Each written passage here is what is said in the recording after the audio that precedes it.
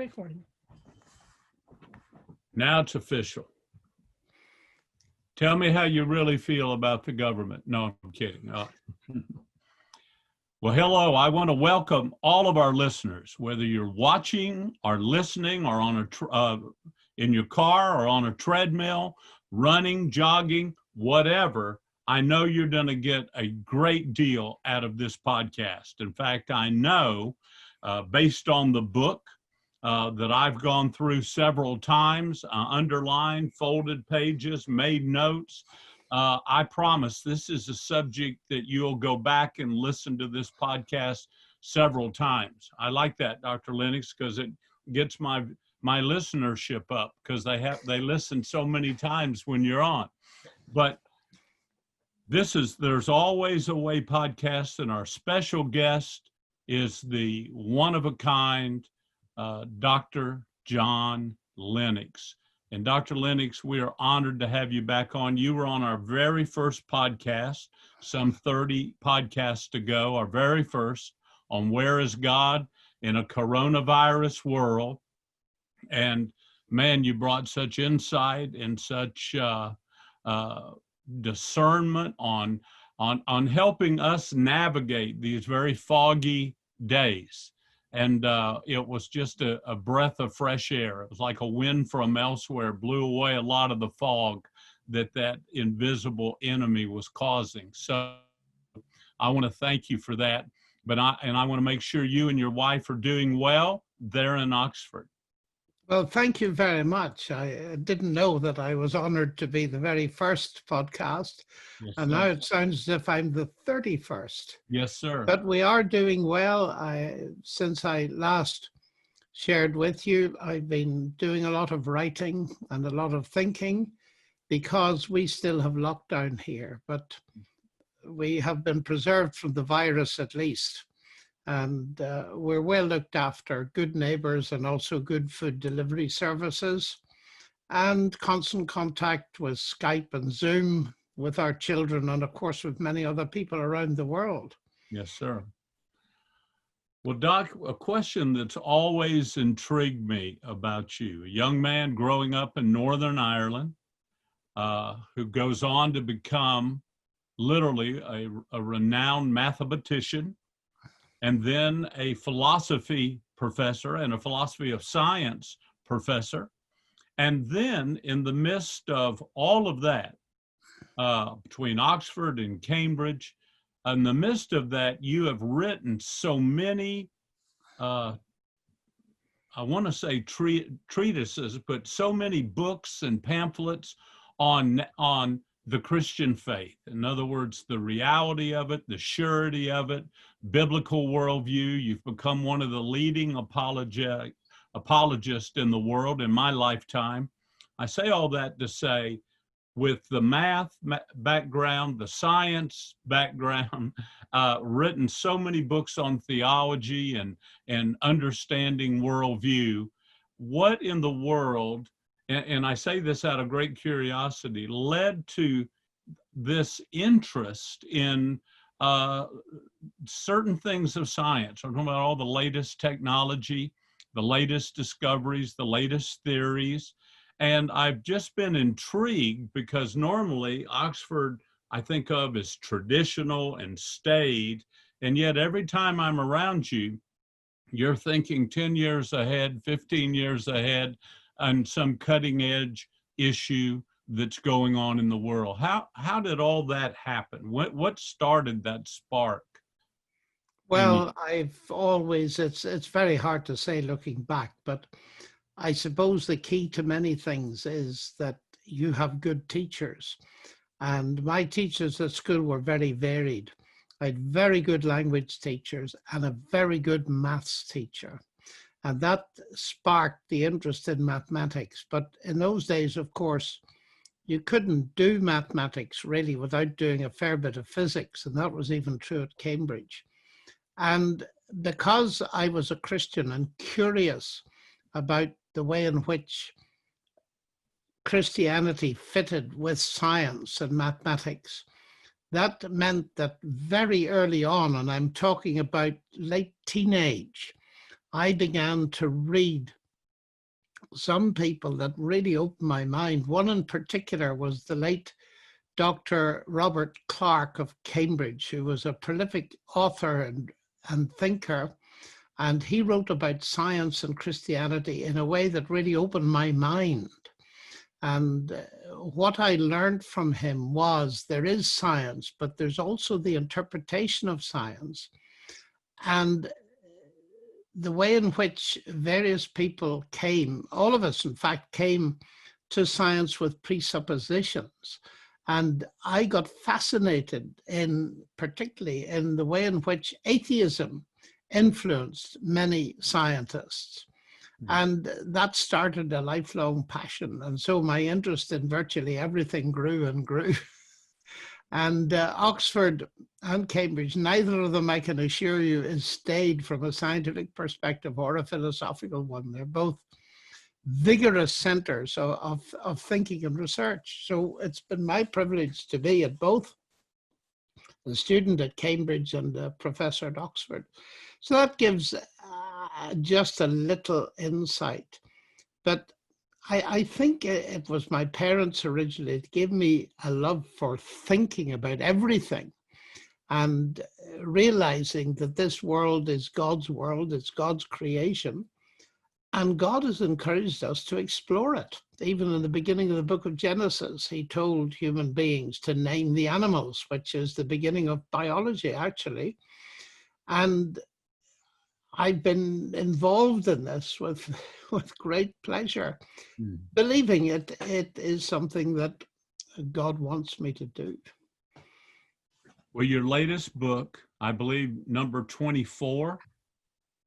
Could be. But who's counting? But your latest book, I promise all of our viewers and listeners, is a classic, 2084. And it is a look at artificial intelligence and the future of humanity. And there are several prominent writers today. There have been several great fictional books that have painted a very dark picture of what the future will be. But I'm going to ask you about the title. I know you get asked that a lot, and it's I've heard you explain it. It's fascinating, but I want you to know 2084, I want our listeners to know, this is a book that will take you where you are and give you a real understanding about where we're headed. The thing I love about Dr. Lennox, and he's a brilliant man, but I don't think I've read an author that explains, and he does it in a way that it's not like, now let me help you understand what I mean. Like when dystopia, Orwell's book and Huxley's book, but yet right in the middle you have a definition from the English dictionary about what it means, worst possible description of an imaginary place. So throughout the book, whether it's what AI is, and I'll ask you about all that as we move forward, but you explain terms. And I want to thank you for that, because I felt like I was getting a private session and a tutorial, but it really aided my understanding. So I don't want anyone to think, man, this is way beyond my pay grade to know. And after this podcast, prayerfully, they'll realize you have made this understandable with some interesting warnings, but also some assurances because of our faith. So tell us about the title 2084 and how you got the idea for book number 24. Well, first of all, let me say that I appreciate the encouragement that I have defined my terms. I suppose that's the mathematician in me. Mathematicians regard definitions as very important because it makes clear what you're talking about rather than being vague. And you're quite right. I place an emphasis in this book, 2084, on the matter of definitions because there's a lot of confusion out there. And often a simple explanation can clear away a lot of fog. So that's the first thing. The second thing, the title, 2084, There's quite an interesting story about how I got it. Of course, it is a reflection on George Orwell's book, 1984, which introduced new terms into the English language like Big Brother is watching you and thought speak and all this kind of stuff. And of course, many of the things that George Orwell predicted in that science fiction dystopia have actually come to pass, and we can talk about those. And they actually form part of what's known as narrow artificial intelligence. But actually, I got the title from a non-Christian atheist professor of chemistry at Oxford, who's very famous. We were traveling by car to do a debate, and you can see the debate on YouTube.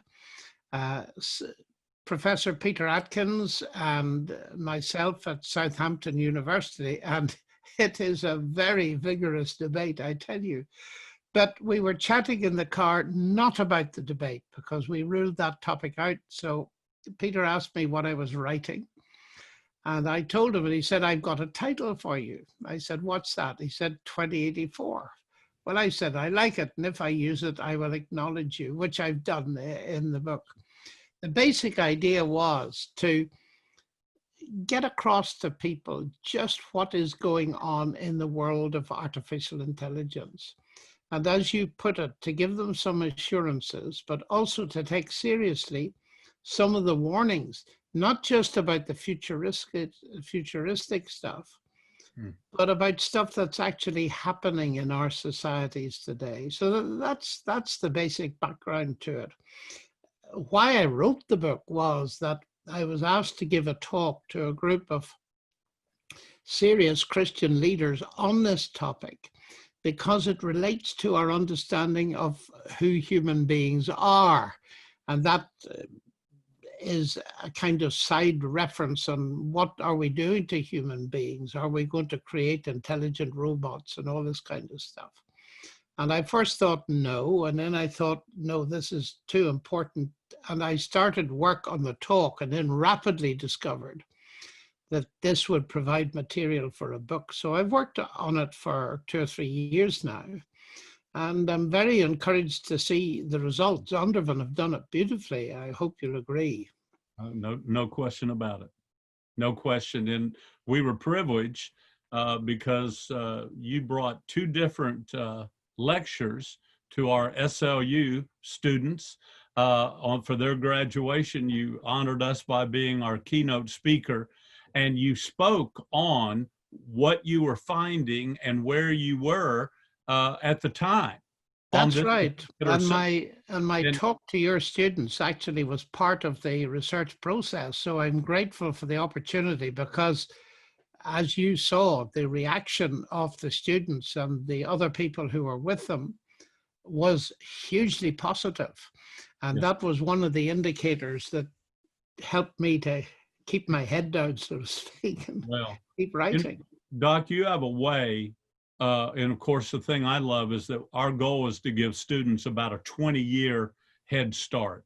You know, let's teach them what they need to know now.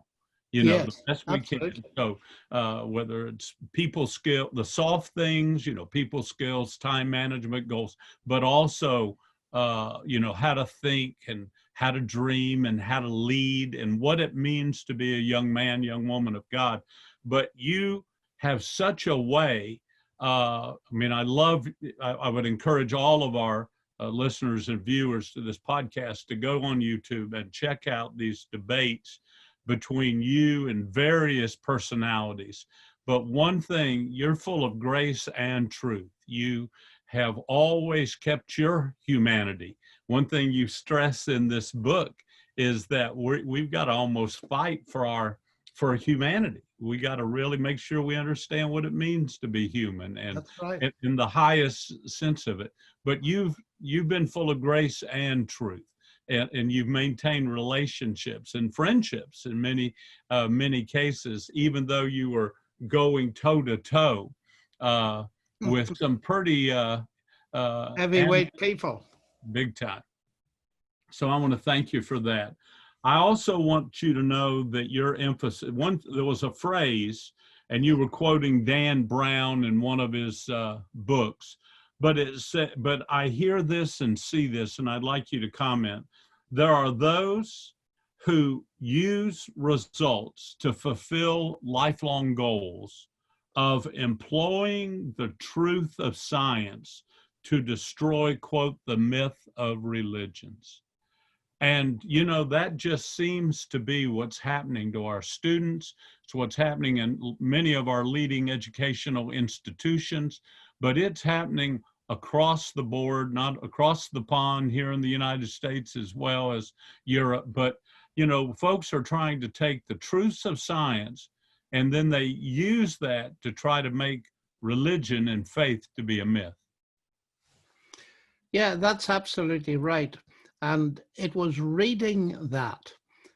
The novel by Dan Brown was drawn to my attention by somebody else who said, look, here's a book selling in millions and it's influencing many young people and giving them ideas. And actually, the hero of it, or the anti-hero, is a multi-billionaire AI expert. And he's trying to use science to destroy religion. And I wondered if that was Dan Brown's own agenda, which to a certain extent it is. So I read the book and I thought, right, I'm going to interact with this book, even if it's a novel, as well as interacting with some of the more heavyweight stuff written by Yuval Noah Harari, which is being sold in millions, like his book, Homo Sapiens, and more particularly Homo Deus. And I think that it's very important that a Christian engages with this, that of course the idea that you can use science to destroy the myth of religions is only partly true. You can destroy a lot of pagan religions, certainly by using science. The religions of the ancient Greeks and Romans and Babylonians. But what you cannot use science to do is to destroy Christianity. In fact, it's the other way around. It's Christianity that gave us modern science. And that is one of my emphases in the book. And I am still amazed how few people realize the legacy of Christianity in respect of science itself. Some are aware that science has given us hospitals and hospices and government systems and major institutions of law and education, our universities, but science itself is one of the biggest legacies of Christianity. All the pioneers, Galileo and Kepler and Newton and Clerk Maxwell and Babbage, were all believers in God. And I often say to people, I'm not ashamed, remotely ashamed of being a scientist and a Christian, because I see strong evidence that it was Christianity gave me my subject. Mm-hmm. I think Alvin Plantinga has put it very well when he says, there is superficial conflict, but deep accord between science and religion, the biblical worldview. And there's superficial accord and deep conflict between science and the naturalistic, the atheistic worldview. And that's what I wanted to bring out in the context of AI, because I've brought it out in the context of other things in some other of my books. Well, no question. We'll talk about defining. Let's define AI. I love it. I mean, you know, I'm reading along and I'm trying to get my head around everything. And lo and behold, here's a section. What is AI? I mean, you know, so once again, you take us where we are to help us get where we need to go. So explain, if you would, what is AI? What is the effect today and what will be the effect tomorrow? AI, simply put, divides into two parts. One works at the moment. The other is full of speculation, hype, and all kinds of pretty well science fiction notions. But the first one, the AI that works today, we often refer to as narrow AI. Now, why is it narrow AI? Well, it's a system. Now let's see what a system consists of. It consists of a pretty heavyweight computer. There is a large database, and there is software which runs an algorithm. That's a set of rules for working out something, mainly recognizing patterns. But let me give an example that's very easy to understand. All of us are concerned with our health, and lungs these days with COVID-19 are massively important. So let's imagine that we take 1 million x-rays of people's lungs, and we get the best lung doctors in the world to label them with the diseases that they represent. That's the database. All that is put into the computer's memory. And then I get something wrong with my breathing, and an x-ray is taken of my lungs. What the AI system does is to take the x-ray picture of my lungs and compare it with all the pictures in the database, and the algorithm is searching for matching patterns. And it will, in a few seconds, come up with saying, you have probably got disease X. And these days, this has reached such sophistication that the answer, the diagnosis you get is normally better than you get at your local hospital.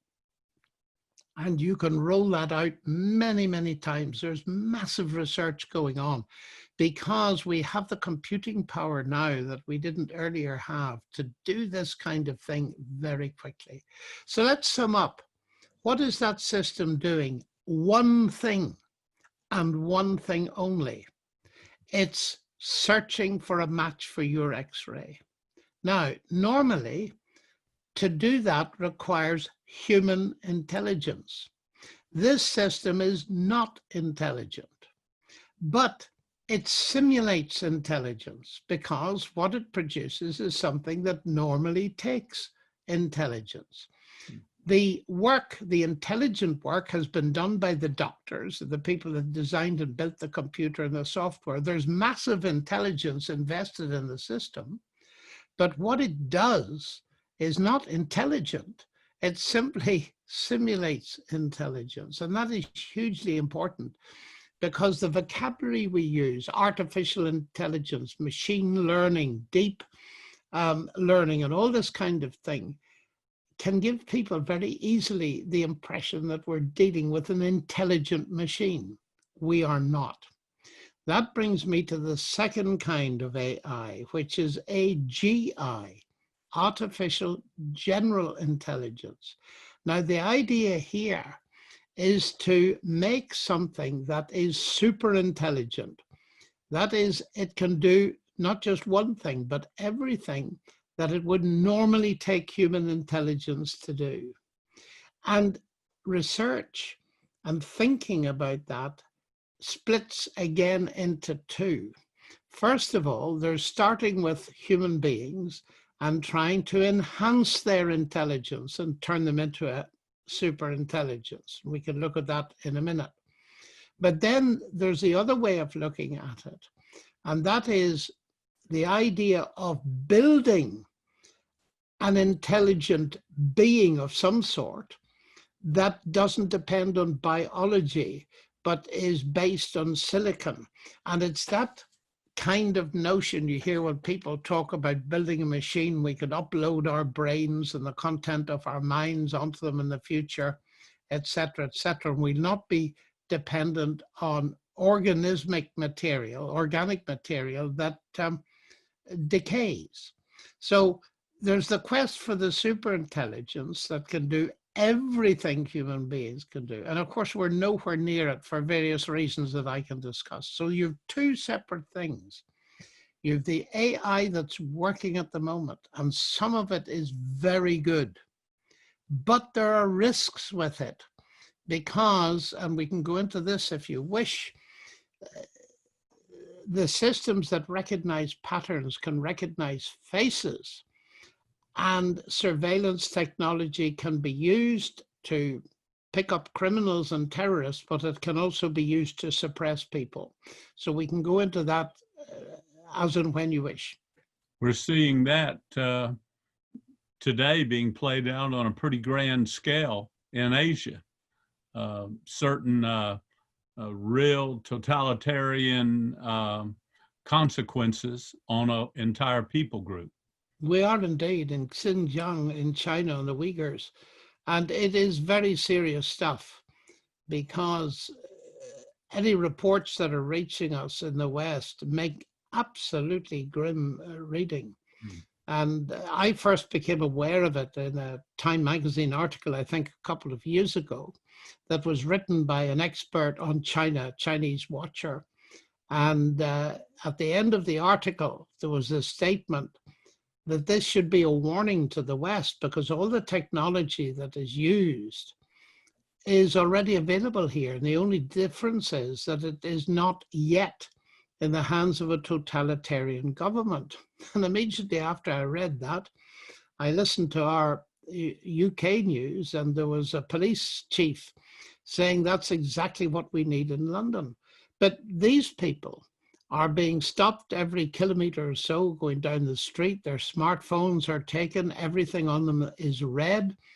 And if anything doesn't agree with the cultural norms that are being imposed on them, they disappear often and end up in rehabilitation camps. And we are told that over 1 million people are undergoing a process of re-education to destroy their language and culture. It is terrifying because this is 1984 with a vengeance. Certainly Big Brother has been watching us for a long time, but this is suppressive regime using AI systems. And now they've developed these systems to such an extent that they don't just recognize people, they recognize the emotions that people are showing. And of course, if you combine that with tracking systems, they know everything about you. So this is a very serious development and needs to be thought of seriously before we all get entrapped by it. Well, two terms, Doc, come to mind. You know, the more I read, I kept writing down the word ethics. You know, there is a real ethos that we need to have. And then secondly was the word conscience. And it just seems to me that, especially the example you give, you paint the picture so well, because it's so real, so accurate, it's real time. But that, you know, when you hear about people being reprogrammed, that, you know, again, shows a very atheistic and a very savage view of mankind and our humanity. Yes, it does. And one of the things I noticed when reading on this subject was the influence of atheistic worldview is profound all around this topic, but certainly in its use in Xinjiang and so on. It's lost one of the central things that I talk about at considerable length in the book, and that is what, and I was very interested to see Jordan Peterson talk about it not long ago in one of his lectures on Genesis. He came across the statement, and God said, let us make man in our own image. And God created human beings, male and female, in his own image. And Peterson said, look, he said, we ignore this at our peril. This is the cornerstone of Western civilization. And I think he's absolutely right. Mm-hmm. And it's very important that we realize that the biblical worldview gives human beings a huge dignity that is being undermined by the atheist worldview that removes that dignity and regards human beings simply as machines to be altered or scrapped if they don't work anymore, to put it very crudely. Mm. And so what is happening here is a very subtle and stealthy re-evaluation of what it means to be a human being. And this idea that is being advanced that human beings are just a stage We've evolved from animals, but now we are intelligent. We can take this process into our own hands and we can turn ourselves into super intelligent people. So that current human beings 101, if you like, are of no special significance. Whereas the Bible gives them infinite significance because they're the only creatures made in the image of God. And therefore, my book really wants to push that idea very strongly into the public domain and remind people of it and of its sheer importance. And I think that for my Christian friends and brothers and sisters, we need to get a hold of this and not be ashamed of it, because it gives us greater dignity and value than anything else does. Well, Doc, you certainly accomplished your mission. I can tell you, as I'm reading and learning about chemistry and learning about physics and learning about various theories, in the middle of it, you talk about a couple big ideas, a couple big questions. First big question, where do we come from? I mean, right off the bat, where you're reminding us that that's a question we need to be able to answer. Where do we come from? And the second big question, where are we going? Yeah, that's right. Now, that is why, or one of the reasons why I interacted with Dan Brown's book Origin, because his anti-hero or hero, the AI expert, he wants to use science to answer those two questions. Where do we come from and where are we going? And he uses AI to do it. Now, I'll not spoil the story for readers as to how he does that, but he concludes by using his scientific equipment that human beings have come about essentially by chance processes, certainly unguided processes. And as he looks to the future and extrapolates, he discovers that what he sees on his screen is two things becoming one. That is that human beings get merged with technology. Now, that's an idea we're familiar with. I'm looking at you through a pair of glasses. The glasses are a bit of technology, and in a sense, they're merged with me. They're sitting on my nose. And we all are aware that we could have cochlear implants in our ears. And now Elon Musk has announced this week that he has got a neurochip that he's got in a pig at the moment, and possibly in humans as well. We just don't know. Right. In order to connect human beings with technology. And we have a word for that kind of thing, cyborg, a cybernetic organism. In other words, something that's partly organic and partly machine. And of course, some of that is wonderful. If I lose a leg, they can give me a prosthetic leg, and they can even give me some kind of nervous connection between my brain and that leg so that I can move it. And that kind of development is wonderful, but it raises, as you said a few moments ago, very big ethical questions. Where do we stop with this? It's one thing to fix a person, but it's another thing to try to enhance them with drugs and bioengineering, as Harari wants to do. And I think it's important to bring him into the picture when we're talking about this, because he at least is clear. He thinks the big agenda for the 21st century is firstly to solve the problem of physical death. It's just a technical problem. And what he means by that is that medical technology will mean in the future that humans may die, but they won't have to die. And of course, the side issue there is whatever cures them will only be for the very wealthy. It's very much an elitist concept. But then, having solved the problem of physical death, he says the second agenda is to enhance human happiness by using genetic engineering and all kinds of stuff to enhance human beings' enjoyment and pleasure and everything else. So those are the two big agenda items. And the whole idea, of course, is the ancient search for immortality. Hence the title of his book, Homo Deus, the man who is God.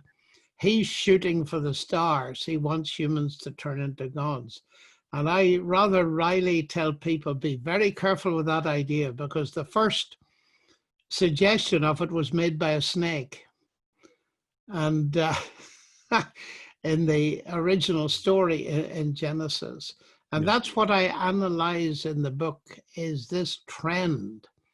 But, you know, to come to the heart of this, from the Christian perspective, I say to these people who are searching for this solution to death and immortality and so on, you're too late. It's already been solved. The problem of death was solved when Jesus rose from the dead. And the problem of immortality was solved when he, having risen from the dead, sent his apostles out into the world to preach to them that they could have eternal life that would never die if they were prepared to repent and trust him. So what suddenly struck me was the Christian gospel contains infinitely more than the promises that are hyped up made by artificial general intelligence. And we've no idea that we're going to get there, even though some people say it'll happen in 30 years. It's always 30 years, by the way. But we have the gospel message that has the great advantage of having been around for 20 centuries and being credible because it is evidence-based. And I thought this gives me a huge opportunity to explain what Christianity is. And very simply put, if people today are prepared to take seriously some of these AGI scenarios, I would like to say, just wait a minute, before you give up, have a look at the scenario presented by Christianity for the last 20 centuries and compare and see which one makes more sense. So that's one of the main thrusts of my book. Well, just one side note, as you know, we're working on a global leadership online school that we'll talk about later. But one of the partners that we're exploring having is Tel Aviv University. We've got some great friends there. And they were asking me to serve on the board, do several things like that. And I said, well, on one condition, I want you to get me an appointment with Yuval Noah Harari. And I said, I want us to have lunch in Jerusalem, and I want to take him to the Garden Tomb. And I said, I would love for him to go. I don't know if he'd make that pilgrimage or go on that trip, but to just make the point that came across so clearly, that question has already been answered when Jesus rose from the dead. And he's so bright. You know, I read Bill Gates did an endorsement on the books that everyone must read. And of course, he's a brilliant man, and I admire him in so many ways, especially his generosity and philanthropy. But he talked about the 3 books that Yuval has written. So I've trudged through those, all 3 of them. All right. So but it wasn't until I read this book that I got a primer.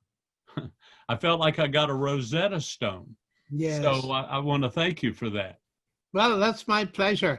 That's very interesting, because what you don't know, and your listeners won't know, but it looks as if the documentary about my life is going to be released in the US on the 19th of November in cinemas around the country. It's called Against the Tide.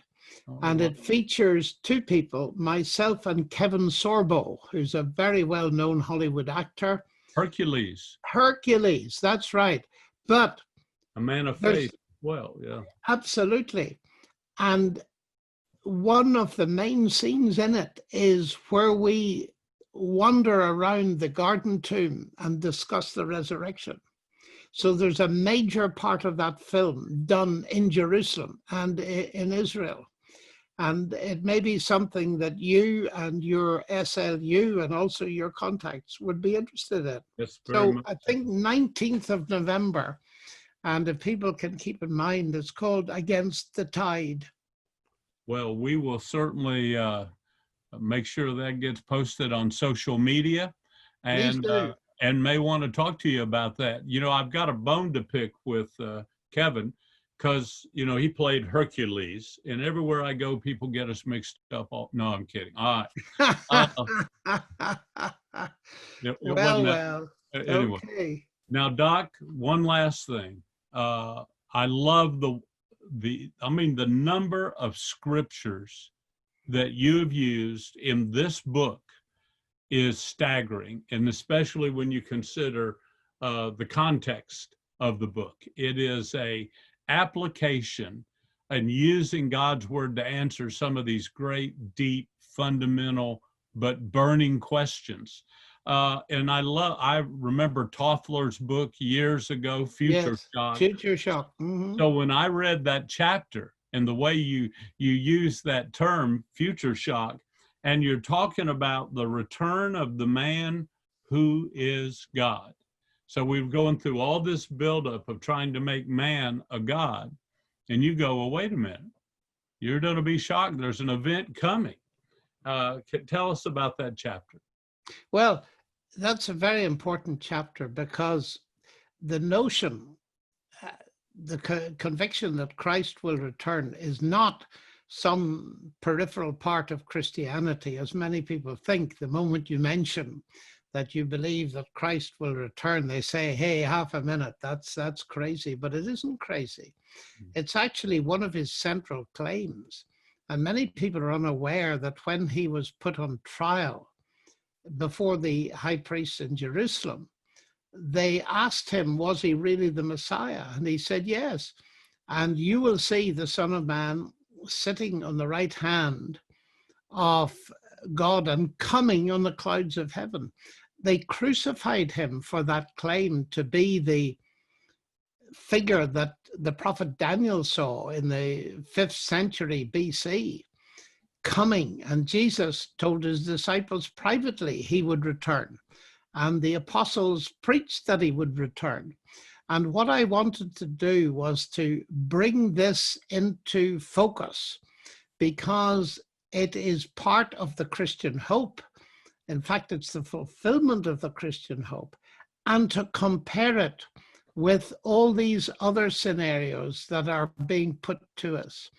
And it is a very thrilling prospect because the Bible doesn't mince words. It points out that difficult times will come, and there will be a man who claims to be God, whom Christ will destroy at his coming. And that man who claims to be God is very much like the incarnation of some of the scenarios that artificial general intelligence is proposing, that people take seriously. And so I wanted to indicate that this was the case without doing what often people call pejoratively prophecy mongering and identifying all that prophecy says. But there's no question about it. The Bible has things to say about the future because Jesus and the apostles did, just as it says things about the past. And you know, we need to know about both the past and the future. A politician that only talks about the past, what he's done or she's done, interests nobody. It's their plan for the future. But the past gives us an identity. The future gives us our hope. And I wanted to end this book, and I do, by pointing out that amidst all the gloomy scenarios, we can have tremendous hope by being linked to the true God-man, to Jesus, who will one day return to take us to be with himself if we trusted him. So it all fits together, it seems to me, and comes to a magnificent, hope-filled climax that anyone can get involved in. Well, Doc, I want to hold up this book, and it's a small book as far as number of pages, but it is so well done. 2084. And I promise you, if you care about your survival, you care about the future of your children and your grandchildren, you'll want to know. And yet, in the midst of all those dire and factual and startling, dark truths that are out there, there is a bright light, and the blessed hope is central. One thing I noticed, Doc, and I guess I'm kind of a simple guy, but it really, really helped me. At the end of every chapter, there's intensive notes. I mean, you document where you got it, where we can go get the rest of the story, etc. But then also, which is what separates this book, there's a scripture index. Hello. And I thought, man, he did that just for me. You know, he knows I'm dyslexic. He knows I got to read things 3 times, but it gives me a way to go and look up those verses and make sure I really see it and understand it. So this is needless to say, I'm a raving fan. Dr. Lennox, you've written some classics. This one's gonna leave a mark.